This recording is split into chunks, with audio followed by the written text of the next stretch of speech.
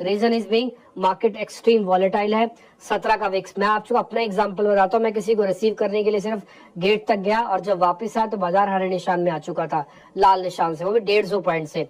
तो कभी भी कुछ भी हो सकता है। जैसे अभी मार्केट कर रहा है, डेज लो को टेस्ट कर रहा है जोरदार गिरावट के साथ, और अभी हम दिन का निचला स्तर देख रहे हैं और विक्स का सबसे ऊपरी स्तर देख रहे हैं। एडवांस डिक्लाइन तो क्या दिखाऊं मैं आपको, सब कुछ खराब ही खराब है, सब कुछ चंगा नहीं सी।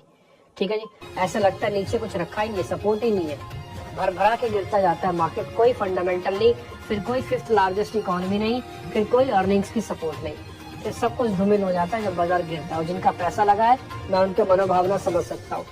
अब मेरे दो सहयोगी भी मेरे साथ हैं। स्तर पर खड़े हैं हम, और 7 जून के बाद पहली दफा 23,000 के नीचे निफ्टी। लगभग हर सेक्टर, हर इंडेक्स में बिकवाली का दबाव। कैसे रीड कर रहे हैं मार्केट्स को अंशुल आप? Thank you for having me. आज इतना वॉलेटिलिटी जो मार्केट में हम देख रहे हैं, ये हमें ऐसा लगता है कि इस तरह की वॉलेटिलिटी इस पूरे साल में हमें देखने को मिलेगी। 2 दिन ऊपर 1 दिन नीचे, इस तरह का मार्केट में उठापटक चलती रहेगी। इसका मतलब ये नहीं है कि इस मार्केट में पैसा बनेगा नहीं। हमें ये लगता है कि यहाँ से यूएस के अंदर ग्रोथ आउटलुक काफी चेंज हो गया है, जिस वजह से पैसा यूएस की तरफ जा रहा है। तो ग्लोबली और पर्टिकुलरली इमर्जिंग मार्केट्स में हमें उठापटक वॉलेटिलिटी जरूर दिखेगी। लेकिन इंडिया में भी जितनी बड़ी इकोनॉमीज हैं उन सब में इंडिया में ग्रोथ जो है वो सबसे ज्यादा है। इस साल में भी जो अंदेशा है मार्केट्स का वो यही है कि 6 से 6.5% का जीडीपी ग्रोथ इंडिया में भी होगा, और इसका डायरेक्ट इम्पैक्ट अर्निंग ग्रोथ पे होगा कंपनीज की। और अगर कंपनीज की अर्निंग ग्रोथ स्ट्रांग रही तो वो मार्केट में, स्टॉक्स में रिफ्लेक्ट होगा ही होगा। हाँ, वॉलेटिलिटी जरूर रहेगी, लेकिन अगर आपने स्टॉक अच्छे पिक किए हुए हैं तो उनमें बैठे रहें और वॉलेटिलिटी से डरे नहीं। उन क्वालिटी स्टॉक्स यहाँ से अगले 1-2 साल में कहीं ऊपर जाएंगे। हमें यही लगता है कि इस वॉलेटिलिटी में बहुत ज्यादा ट्रेड करना नहीं चाहिए। जो आपकी क्वालिटी पोजीशंस है उनको पकड़ के बैठे रहें। अंशुल जी, एक छोटा सा सवाल है, मतलब क्या मान के चलें कि हमारे फंडामेंटल्स के चलते नहीं, बल्कि एफआईएस की जो आउटफ्लो जो अभी चल रही थी उसके चलते थोड़ा प्रेशर है। यूएस में वो एफआईएस ग्रोथ देखेंगे, लेकिन क्या अल्टीमेटली एफआईएस लौटेंगे ही यहाँ पर वैल्यूएशन आकर्षक हुए? और दूसरी चीज, ये बेहतर समय है अगर किसी को लंबा सोच कर निवेश करना है तो?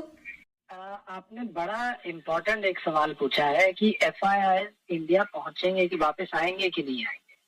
अब देखिए, इंडिया में एफआईआई का जो होल्डिंग थी इंडियन इक्विटी मार्केट की, वो कुछ 23-24% के करीब पीक आउट हुई। वहां से ये होल्डिंग आज की डेट में कुछ 16% और उसके नीचे है। तो डोमेस्टिक इंस्टीट्यूशंस ने और डोमेस्टिक इन्वेस्टर्स ने अपना वेट इंडियन मार्केट्स में बढ़ाया है पिछले 3 से 4 साल में। एफआईआईज जनरली कहाँ इन्वेस्ट करते हैं? दूसरा सवाल हमारे दिमाग में ये होना चाहिए। वो करते हैं जहाँ पे उन्हें स्टेबिलिटी ऑफ अर्निंग्स दिखे और लॉन्ग टर्म ग्रोथ पाथ दिखे। इंडिया के अंदर ये दोनों चीजें डेफिनेटली हैं। तो फिर सवाल ये उठता है कि इंडिया से इन्होंने बेचा क्यों?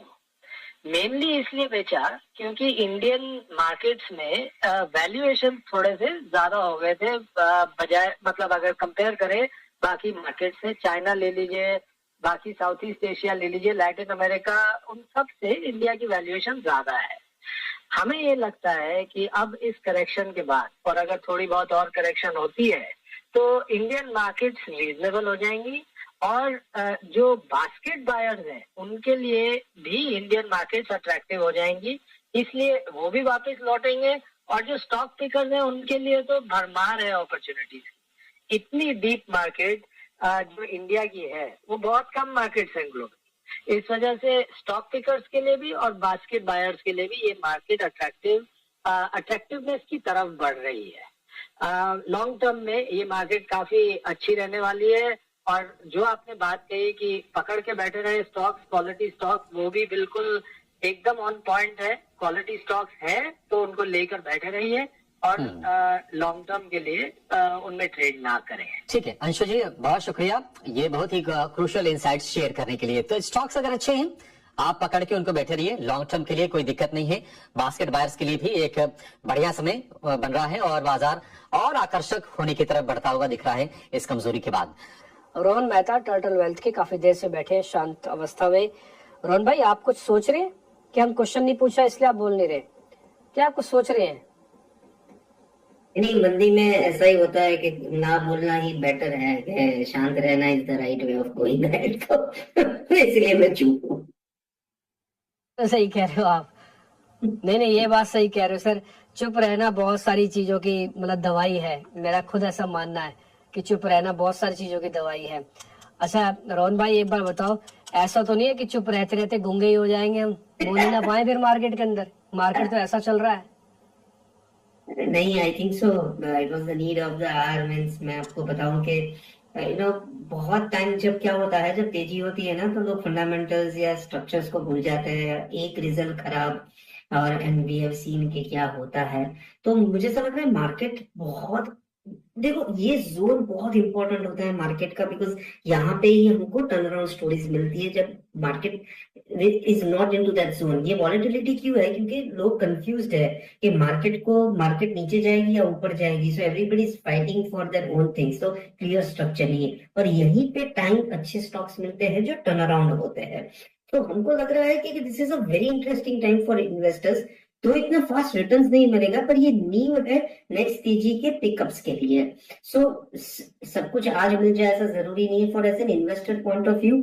और मैं 1% पे स्टोरी बाय नहीं करता हूँ कि अच्छी क्वालिटी स्टॉक्स को होल्ड करना चाहिए। अगर स्टॉक्स में रिजल्ट अच्छा नहीं आ रहा है और स्टॉक एक लॉन्ग टर्म एवरेज ट्रेंड तोड़ रहा है, जो टेक्निकल एक्सपर्ट बोलते हैं, और रिजल्ट अच्छा नहीं आ रहा है, तो निकलना ही पड़ेगा, बिकॉज वो तकरीबन 2-3 क्वार्टर्स तक रिजल्ट नहीं, 2-3 साल तक रिजल्ट नहीं देगा। स्पेसिफिकली निम्बी जी, जब अगर अच्छा रिजल्ट आएगा यही जोन में, तो कंपनीज बेहतरीन परफॉर्मेंस देगी। तो यही कंपनीज देखनी है जहां पर रिजल्ट बहुत अच्छा रहा है। One of the companies like housing finance companies, real estate companies में थोड़े रिजल्ट हमको अच्छा लग रहा है, आईटीज में, तो वहां पे हमारी रुचि है। पर कैश में रहना कोई बुरी बात नहीं है, अपॉर्चुनिटी आएगी और बहुत अच्छे लेवल पे आएगी, तो पेशेंस विल पे। ठीक है, पेशेंस आपको पे करेगा, ऐसी उम्मीद के साथ अभी हम थोड़ा पेशेंटली मार्केट को देख रहे हैं।